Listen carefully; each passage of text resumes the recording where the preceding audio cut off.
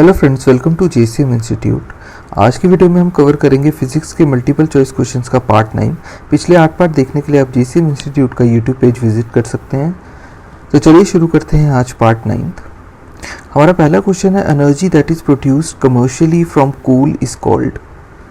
कोल से पैदा होने वाली कमर्शियली पैदा होने वाली एनर्जी जो है उसे क्या कहते हैं? ऑप्शंस में हमारे पास light energy, kinetic energy, thermal energy या फिर पोटेंशियल एनर्जी। तो वो एनर्जी जो कि कमर्शियली कोल से प्रोड्यूस होती है उसे हम कहते हैं थर्मल एनर्जी। ऑप्शन नंबर 3 है इसका आंसर। नेक्स्ट क्वेश्चन है, we will see the same face of the moon because. Option है हमारे पास, it is similar than the earth, it revolves on its axis in a direction opposite to that of the earth, it takes equal time for revolution around the earth and rotation on its own axis, या फिर it rotates at the same speed as the earth around the sun। तो जो face है moon का वो हमेशा दिखता है, क्यों?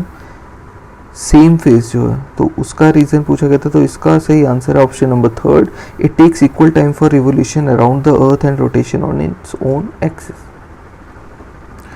नेक्स्ट क्वेश्चन है, water pipes in hilly areas often burst on a cold frosty night because. Hilly areas जो रहते हैं वहाँ पे जो वाटर पाइप्स रहती हैं वो फटने की काफ़ी न्यूज़ आती है, या काफ़ी बार उनका क्या रहता है कि वो बर्स्ट हो जाती हैं, फट जाती हैं कोल्ड फ्रॉस्टी नाइट में, जब ठंडी रात होती है, धुंध वाली ठंडी खासी रात होती है हिली एरियाज में। तो उसका रीज़न पूछा गया। ऑप्शंस में हमारे पास, the material of which pipes are made contracts due to cold and so breaks, water in the pipes freezes and on freezing water expand so pipe break, frost makes the pipe rusty so they break, या फिर none of these। तो इसका सही answer option number 2, water in the pipe freezes and on freezing water expand so pipes break. जब freeze होता है, ठंडा मौसम होता है, फ्रॉस्टी नाइट होती है, तो क्या रहता है कि जो पाइप के अंदर पानी होता है वो फ्रीज होना शुरू हो जाता है, जमना शुरू हो जाना होता है। तो जब पानी जम जाता है तो एक्सपैंड होता है, जमने के बाद जो वाटर है वो एक्सपैंड होता है, जिसकी वजह से पाइप्स जो है वो ब्रेक होती हैं। ठीक है, नेक्स्ट क्वेश्चन देखते हैं, parachute descend slowly where as a stone dropped from the same height falls rapidly because. एक पैराशूट जो है जब वो नीचे की तरफ आता है तो धीरे धीरे आता है, जबकि एक स्टोन अगर उसे सेम हाइट से फेंका जाए, जिस हाइट से पैराशूट को फेंका गया है, तो वो रैपिडली एकदम जो है वो फॉल करता है ग्राउंड पे। तो उसका रीजन पूछा गया। ऑप्शंस में हमारे पास, stone is heavier than parachute, special mechanisms are present in parachute, a parachute has a larger surface area and air resistance is more, या फिर नन ऑफ दीज। तो इसका सही answer option number 3, a parachute has a larger surface area and air resistance is more. उसका surface area जो है वो ज़्यादा होता है पैराशूट का इन कंपैरिजन टू स्टोन, और जो एयर रेजिस्टेंस है सरफेस एरिया लार्ज होने की वजह से वो ज़्यादा रहता है। ठीक है, नेक्स्ट क्वेश्चन देखते हैं, which of the following instruments is used to measure humidity. इनमें से कौन से इंस्ट्रूमेंट का इस्तेमाल ह्यूमिडिटी के मेजरमेंट के लिए होता है? ऑप्शन है हमारे पास, काटा thermometer, anemometer, sling, psychrometer, clinical thermometer. तो ह्यूमिडिटी मेजरमेंट के लिए जिस इंस्ट्रूमेंट का इस्तेमाल होता है उसका नाम है स्लिंग साइक्रोमीटर। नेक्स्ट क्वेश्चन है, the type of mirrors used in the head lamp of the car. Cars की जो हेड लैम्प होती है उनमें कौन से टाइप का मिरर यूज होता है? ऑप्शंस में हमारे पास, parabolic concave, plane, spherical convex, या फिर सिलेंड्रिकल कनकेव। तो इसका सही answer option number 1, parabolic concave. Next question देखते हैं, the reason for a swimming pool to appear less deep than the actual depth is. एक स्विमिंग पूल जो होता है जब आप उसे बाहर से देखेंगे तो वो कम डीप लगता है जो कि उसकी एक्चुअल डेप्थ होती है उससे। उसका रीजन क्या है? ऑप्शन है हमारे पास, रिफ्रैक्शन, लाइट स्कैटरिंग, रिफ्लेक्शन, या फिर इंटरफेरेंस। तो इसका सही answer option number 1, refraction. Alternating current is converted into direct current by. Alternating current यानी एसी को डीसी में कन्वर्ट करने के लिए किसका इस्तेमाल होता है? ऑप्शंस में हमारे पास, ट्रांसफार्मर, डायनमो, ऑसिलेटर या फिर रेक्टिफायर। इस क्वेश्चन को आप इंपॉर्टेंट क्वेश्चन मार्क कर सकते हैं। अगर आप फिजिक्स की हमारी वीडियो सीरीज फॉलो कर रहे हैं तो ये क्वेश्चन आपको 1-2 बार ऑलरेडी दिखेगा, तो इस क्वेश्चन को अपनी नोटबुक पे ज़रूर नोट कीजिए, इसे इंपॉर्टेंट मार्क कीजिए। तो इसका सही answer option number 4 rectifier. Rectifier वो डिवाइस है जो कि ऑल्टरनेटिंग करंट यानी एसी को डायरेक्ट करंट यानी डीसी में कन्वर्ट करता है। ठीक है, तो एसी से डीसी की जब भी कन्वर्शन पूछी हो तो इसके लिए जो इंस्ट्रूमेंट यूज होता है दैट इज रेक्टिफायर।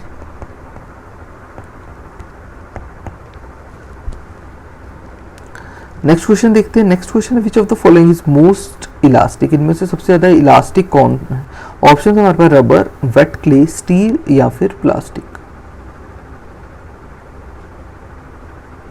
तो सबसे ज्यादा इलास्टिसिटी जो है वो है स्टील की। ऑप्शन नंबर 3 है इसका आंसर।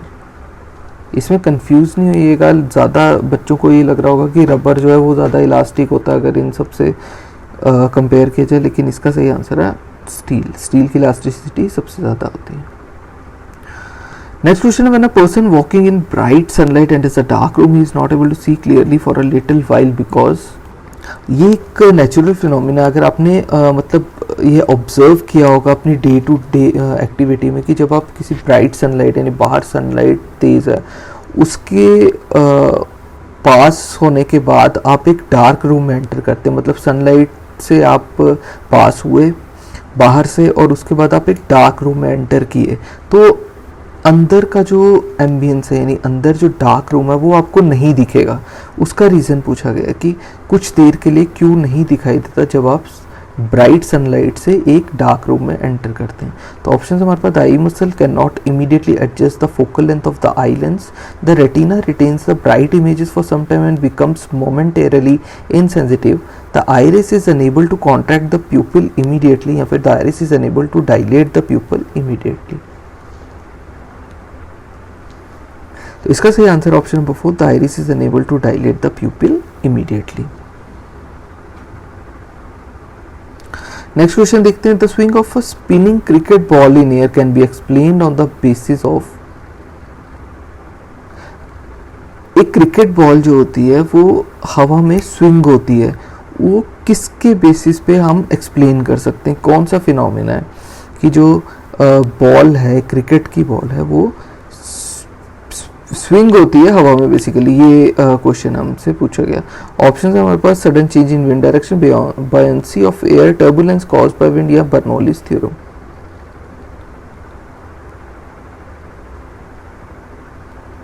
तो इसका सही answer option number 3, turbulence caused by wind. तो जो क्रिकेट बॉल है जब स्विंग होती है तो वो उसका रीजन होता है टर्बुलेंस जो होती है जो कि विंड के द्वारा कॉज होती है। नेक्स्ट क्वेश्चन है, why 2 thin shirts can keep us warmer than a single thick shirt in winter. 2 पतली शर्ट्स अगर आप डालेंगे सर्दियों में तो वो हमें ज़्यादा वार्म रखती है, ज़्यादा गर्म रखती है देन एक सिंगल थिक शर्ट से। एक सिंगल यानी एक सिंगल मोटी शर्ट से 2 पतली शर्ट जो है वो हमें सर्दियों में गर्म रखती हैं। उसका रीज़न क्या है? ऑप्शन है, 2 thin shirts become thicker so prevent transmission of heat. Air layer between 2 shirts work as a good conductor. Air layer between 2 shirts behave like insulating media या फिर no radiation of heat takes place. तो इसका सही answer option number 3, air layer between 2 shirts behaves like insulating media, यानी air layer जो होती है उन दोनों के बीच, पतली शर्ट्स के बीच, वो इंसुलेटिंग मीडिया का काम करती है। नेक्स्ट क्वेश्चन की तरफ चलते हैं, which layer of the earth atmosphere reflect back the radio waves to the earth surface. Important question mark कीजिए। अगर आपने फिजिकल ज्योग्राफी की वीडियो सीरीज फॉलो की होगी हमारे चैनल पे तो ये क्वेश्चन रिपीट क्वेश्चन है, रिपीटेड क्वेश्चन है, काफ़ी बार पूछा गया क्वेश्चन है ये गवर्नमेंट एग्जाम्स में, स्पेशली अगर आप एसएससी, रेलवेज और एसएसबी के एग्ज़ाम्स की प्रिपरेशन कर रहे हैं। तो अगर आप उनके प्रीवियस ईयर पेपर्स देखेंगे तो उसमें ये क्वेश्चन काफ़ी बार पूछा गया। तो ऑप्शंस हैं आयनोस्फेयर, स्ट्रेटोस्फेयर, मीजोस्फेयर या फिर exosphere. Which layer of the earth atmosphere reflect back the radio waves to the earth surface. ठीक है, तो कौन सी लेयर है अर्थ के एटमॉस्फेयर की जो कि रेडियो वेव्स जो है उसको रिफ्लेक्ट बैक करती है अर्थ की सरफेस पे? तो इसका सही answer option number 1, ionosphere. Next question है sound can not pass through, sound इनमें से किसके थ्रू पास नहीं होती? ऑप्शन हमारे पास वाटर, स्टील, एयर या फिर वैक्यूम। तो आपने ये पढ़ा ही होगा कि साउंड को जो, अगर साउंड को ट्रैवल करना है तो उसको एक मीडियम की ज़रूरत पड़ती है, कोई एक मीडियम होना चाहिए।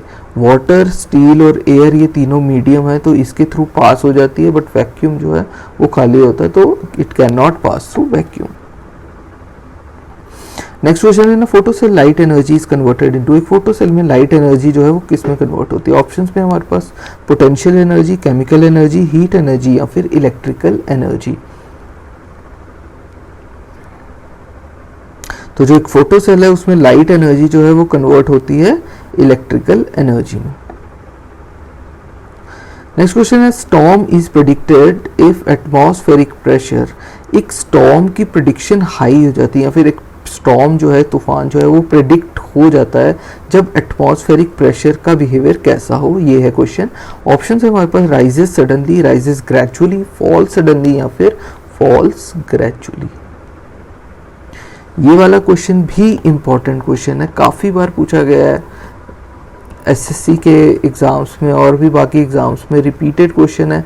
हमारी वीडियो सीरीज़ सेम इस वीडियो सीरीज़ में ये क्वेश्चन जो है ये आपको काफ़ी बार मिलेगा। ज्योग्राफी की वीडियो सीरीज़ है उसमें आपको ये क्वेश्चन मिलेगा। तो हमारी, अगर आप फिज़िक्स की वीडियो सीरीज़ देख रहे हैं उसके साथ साथ अगर आप हमारे चैनल पे जाएंगे तो आपको वहाँ पे ज्योग्राफी और फिज़िकल ज्योग्राफी की वीडियो सीरीज़ भी मिल जाएंगी।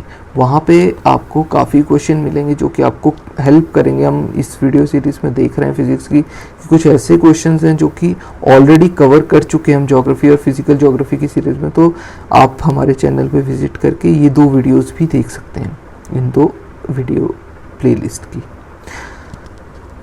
तो क्वेश्चन था हमारे पास storm is predicted if atmospheric pressure, options पढ़ दिए गए थे आपके साथ। इसका सही आंसर है ऑप्शन नंबर 3 फॉल सडनली। जब एटमॉस्फेरिक प्रेशर जो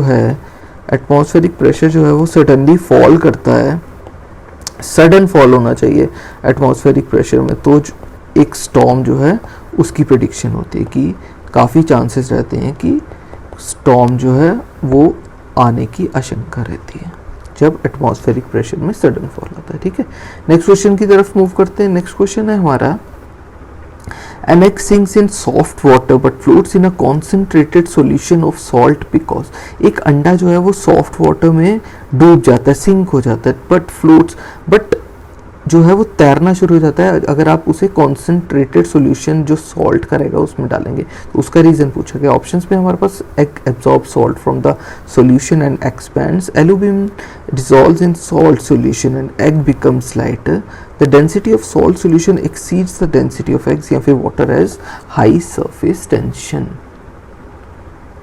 तो अंडा सॉफ्ट वाटर में डूबता है और सॉल्ट के कॉन्सेंट्रेटेड सॉल्यूशन में तैरता है, उसका रीज़न है the density of salt solution exceeds the density of eggs. जो सॉल्ट सॉल्यूशन की डेंसिटी होती है वो डेंसिटी ऑफ एग्स से ज़्यादा होती है उसकी वजह से। नेक्स्ट क्वेश्चन देखते हैं, what should a person on a freely rotating turn table do to decrease his speed? Option है हमारे पास bring his hands together, raise his hands up, spread his hand outwards या फिर sit down with raised hands. एक आदमी rotating turn table, जो एक table है जो रोटेट करता है, उस पर फ्रीली मूव कर रहा है। ठीक है, अब उसे क्या करना है कि उसकी जो स्पीड है टेबल की, रोटेटिंग टर्न टेबल की, उसको डिक्रीज करने के लिए।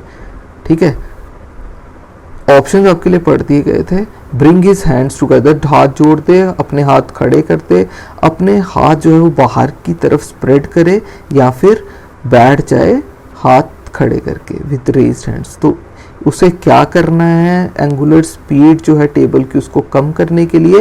तो इसका सही answer option number 3 spread his hands outwards. Next question है, which of the following celestial bodies contains abundant quantities of helium-3 a potential source of energy? इसमें से कौन सा celestial body या फिर planet है जो कि हीलियम-3 की जहाँ पे abundant मतलब भरपूर क्वांटिटी हीलियम-3 जो कि एक सोर्स ऑफ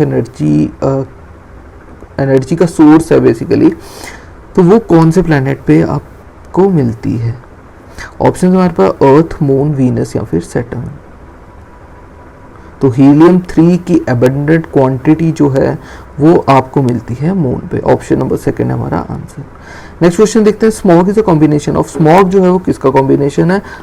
रिपीटेड क्वेश्चन है, इंपॉर्टेंट क्वेश्चन, मार्क कीजिए अपनी नोटबुक पे, ठीक है। तो smog is a combination of, option है हमारे पास air and water vapour, water and smoke, fire and water या फिर स्मोक एंड फॉग। तो smog is a combination of smoke and fog.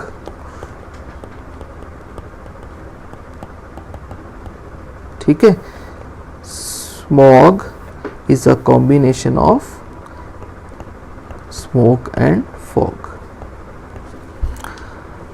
तो ये था हमारी वीडियो का लास्ट क्वेश्चन। अगर आपको आज की वीडियो और हमारा एफर्ट अच्छा लग रहा हो तो जीसीएम इंस्टीट्यूट का यूट्यूब पेज विजिट कीजिए, लाइक शेयर और सब्सक्राइब करना ना भूलिएगा, बेल आइकन जरूर दबाइएगा लेटेस्ट वीडियो का नोटिफिकेशन पाने के लिए। Thank you for watching.